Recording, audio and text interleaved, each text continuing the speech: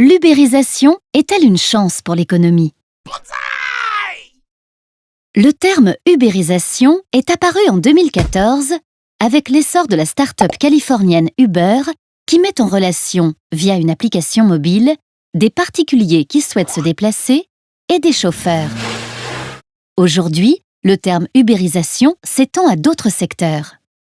L'hôtellerie, avec Airbnb, qui permet à des particuliers de louer leur appartement pour une courte durée. La location de véhicules, avec Drivey, qui permet à des particuliers de louer leur voiture personnelle.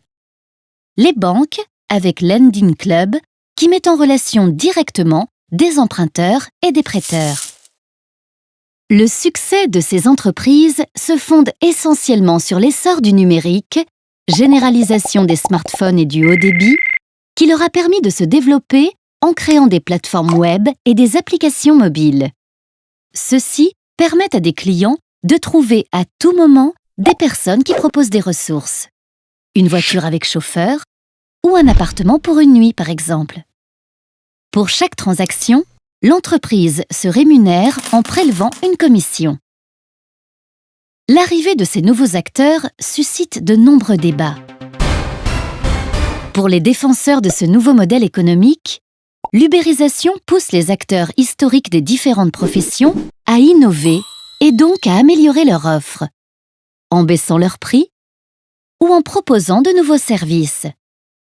Ces innovations bénéficieront aux consommateurs qui auront accès à des services de meilleure qualité ou à des prix plus bas.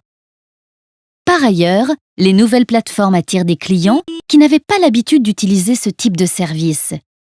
L'ubérisation pourrait donc augmenter la taille des marchés concernés.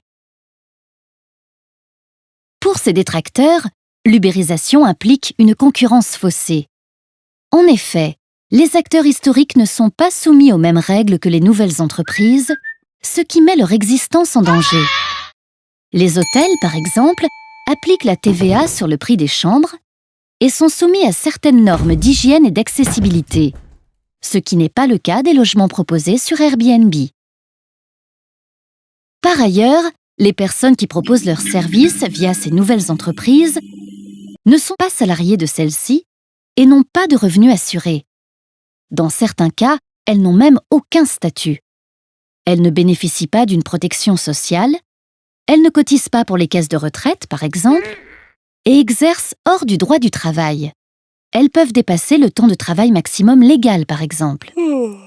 Les entreprises issues de l'ubérisation créent donc des richesses, mais sont aussi destructrices. Aujourd'hui, on ne sait pas encore de quel côté penchera la balance.